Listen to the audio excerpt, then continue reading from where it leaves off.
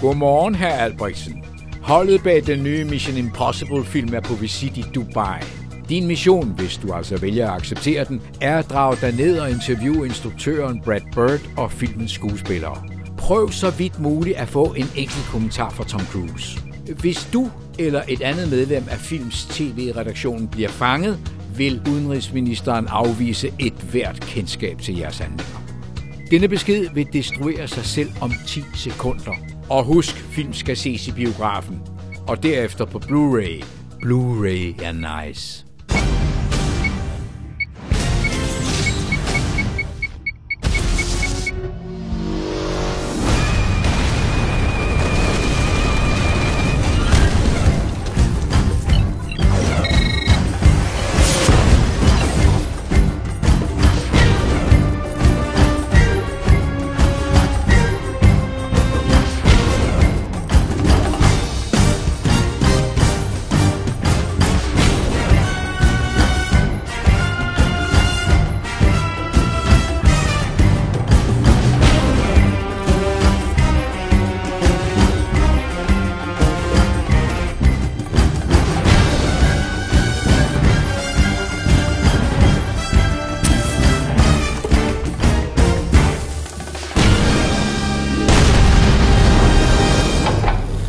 Velkommen til Filmz TV.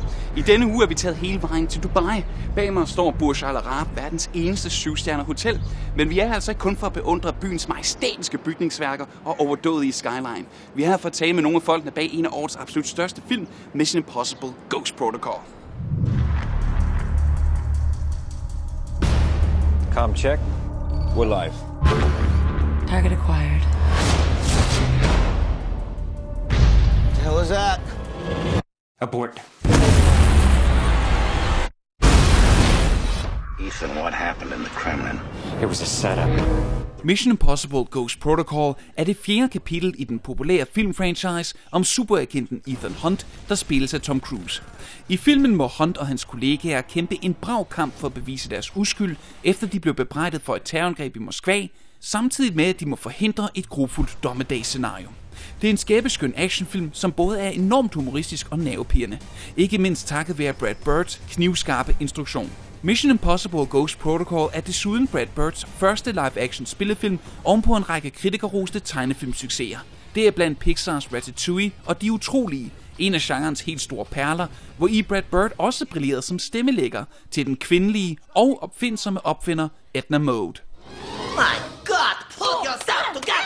When I was first learning about filmmaking, and I started making animated films at a pretty early age, when I had to start figuring out which shots should be close-ups, which shots should be medium shots when I was making my first film, it made me pay more attention to live-action film. And I started wondering why my heart raced more with certain directors doing action. I think my favorite action directors are Spielberg and James Cameron, and you know, at his best, John McTiernan. You know, Die Hard is, I think, one of the greatest action movies ever made. And in each one of those filmmakers, you know exactly where you are every moment, even though stuff is happening very quickly. And that became the kind of action direction that I was inspired by and I wanted to do in this. It's my favorite of the four Mission Impossible films, I gotta say. Especially, I love the playful nature of it. It's much more playful, I thought, than the first three. Was that sort of like your mandate going into the film to make it a bit more funny than the others? Well, one of the things that attracted me to the franchise is that Tom wanted each film to take on the personality of its director. So the Brian De Palma one feels very different from the J.J. Abrams one or the John Woo one. When we started the film, I mentioned to J.J. and Tom that the tone I was looking for was more like Raiders of the Lost Ark, where you have a lot of action and a lot of suspense, but it's still character-oriented, and maybe there's a lighter tone that doesn't diminish the feeling of jeopardy, but, you know, kind of has fun with itself. Mm-hmm. I'm just going to ask, because even though I wept for days pretty much nonstop after watching Toy Story 3, The Incredibles is still my favorite Pixar movie. Oh, thank you. And I just have to know, will there ever be a sequel? Because I know you've talked before that you have some story elements in place. Is there a possibility of it ever happening? I think there's a possibility. I would not want, for me, the bar is set at the Toy Story films, because there's 2 sequels to those films, and both of them, I think, are as good or better than the original Toy Story, which I think is a great movie. So I would, if I were to do one, and I mean, I love the characters, I'd love returning to that world, but it would have to be as good or better than the one that we made, and that's a challenge, because that movie sat with me a long time before I made it. Mm-hmm.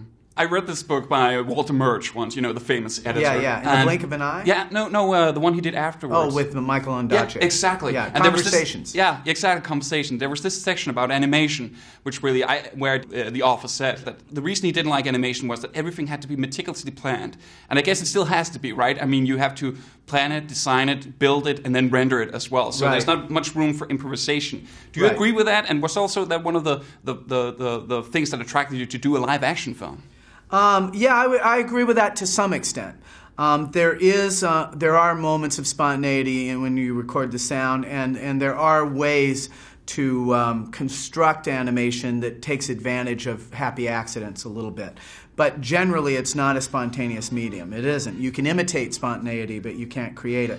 And that is actually one of the nice things about live action, is that you can, you know, film 2 or 3 takes and have it be not working, and then suddenly get an idea, or someone else has an idea, one of the actors, and suddenly it comes alive in a new way, and you're off to the races, you know. And we had several happy accidents in our film, you know, or moments that we were pushing toward, and we got them on film. There's one of my favorite scenes in the movie is on a jet plane between Jeremy Renner and Simon Pegg. It's this conversation. It was all done in one take.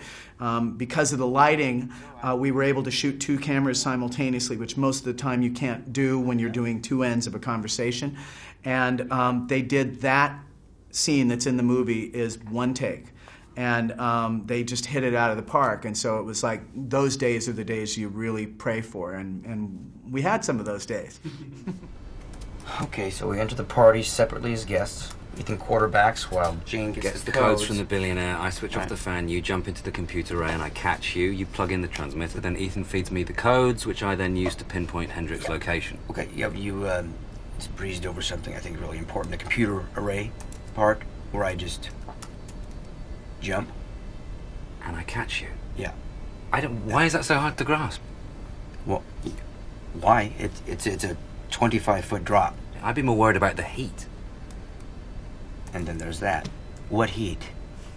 It seems a lot more playful than the other 3 movies in the series. And you're sort of like the humorous focal point in the film. A lot of the humor springs out from your performance in the film. Yeah. Was that like a weight on your shoulders? Did you feel that? No, not really. I think, because, I mean, it's all down to Brad in many ways, because he's such a master of staging and pacing and action. He knows that if you have some intense action and tension, you need to kind of prick it every now and again, and so people can go, huh. Because it's quite exhausting to watch at times. You know, we come up against some pretty terrible sort of obstacles. So, and it was a very happy set as well. So we were all of us having fun. And I think Jeremy Renner gets some great comic moments as well as Bran, and I love it when Ethan kind of lets it slip a little bit, and you know, and Tom's great at comedy when he does it. You know, so I felt in good hands. What floor is he on? 130. 130. Bed ducts. Pressure sensitive. Not enough time. Elevator shaft. Infrared sensors. Not enough time. How am I supposed to do this? Yeah, I love the group dynamic. Like you say, Jeremy Renner is funny as well, and you have a great chemistry. Did you have that from the start? Yeah, I like to think it's like Incredibles 2. I think that this was Brad making Incredibles 2. It's like you've got Tom as Mr. Incredible and Paul as Mrs. Incredible, and then I'm Dash, the kid, and Jeremy's the little girl. Nice. Now, you played like a technical wizard several films straight now, both obviously in the Mission Impossible films and also in Star Trek. Are you the guy that your friends call to when their computer just won't reboot? No, absolutely. In real life, I'm terrible. I can't really fathom technology. I love technology, and I have lots of gadgets that I own, but when it comes to the sort of, as soon as I start reading like nitty-gritty sort of computer language, I switch off. Okay. I got no maths. But speaking as a huge fan of both Spaced and Shaun of the Dead and Hot Fuzz, is there a third film in the works with you, Nick Frost and Edgar Wright? Absolutely there is, yeah, and we hope to start work on it as soon as possible, so we'll be hitting that treadmill soon, I guess. It's The World's End, right? That's right, yeah. Can you tell us anything about it? It's totally hush-hush. It's totally hush-hush. Cool. But another thing that's obviously total hush-hush is Star Trek 2, and it's way too early to talk about the story. I mean, you probably haven't seen the script yet, right? I haven't seen the script yet. I do know the story, though, but I haven't seen I know part of the story, but no, we haven't seen the script. I'm going to see it soon, I think next week. Okay. Is there anything you would like to see happen with Scotty? I mean, like in the first one, you got to say, I'm giving it all to Scott, Captain. So you got to put in, I cannot change the laws of physics. That would always be, it's a nice one, it's a classic one. I hope these great sort of classic lines, if they're used, they have to be done properly, and it has to be in the right situation and not just done as a kind of sly wink.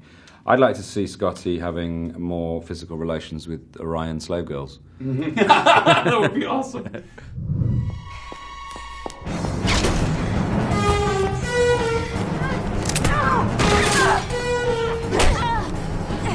You have this amazing fight scene in the film, and of course Tom Cruise does all his own stunts. And I, from what I've heard, you did your own stunts in the fight scene as well. I did. Do you have any battle scars from that? Oh, you know what? I have many scrapes and bruises, but luckily no broken bones. But I definitely wanted to do all my own stunts, and it was so much fun. And I think it was important to do that because for me as an actor, I always like to follow a real person to help me make the character that I'm playing as real as possible.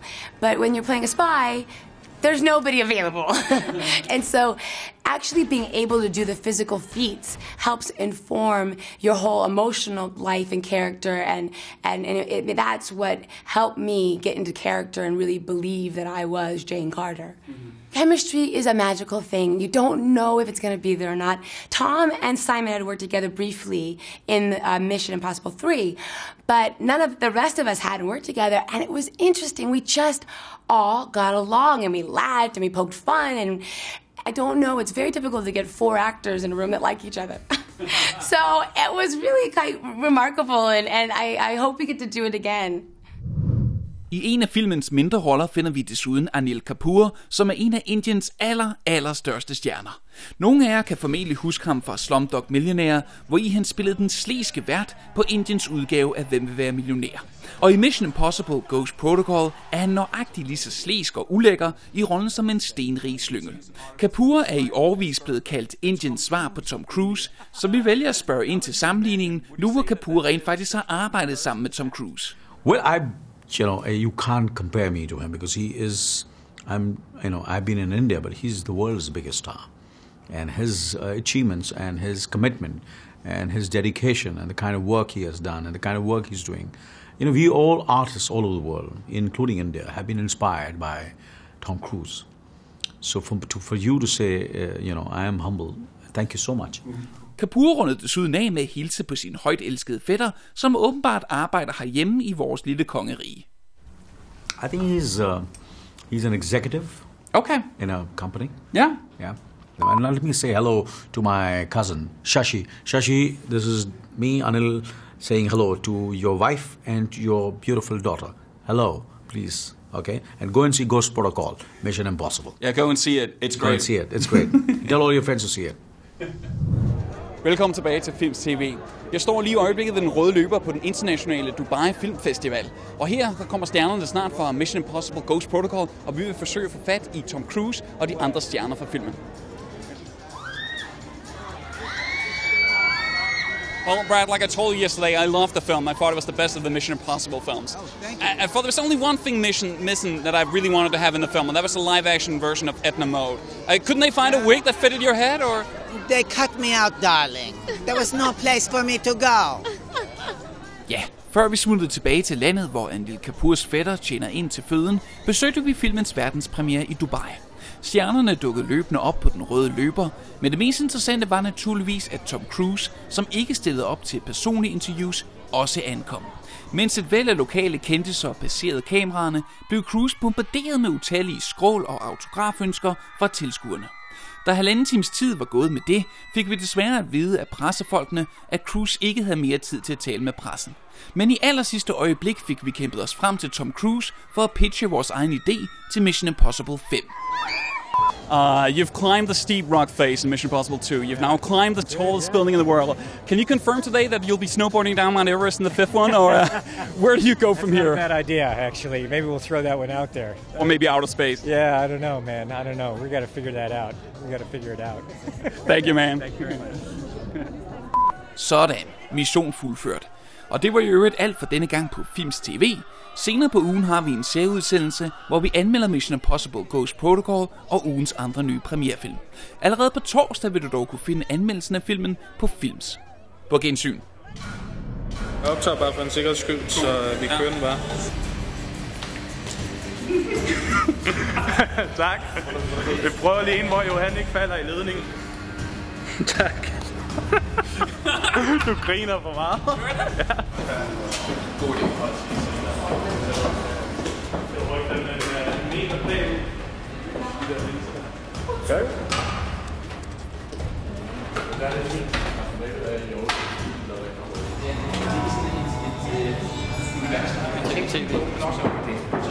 Det bliver sådan mere nat.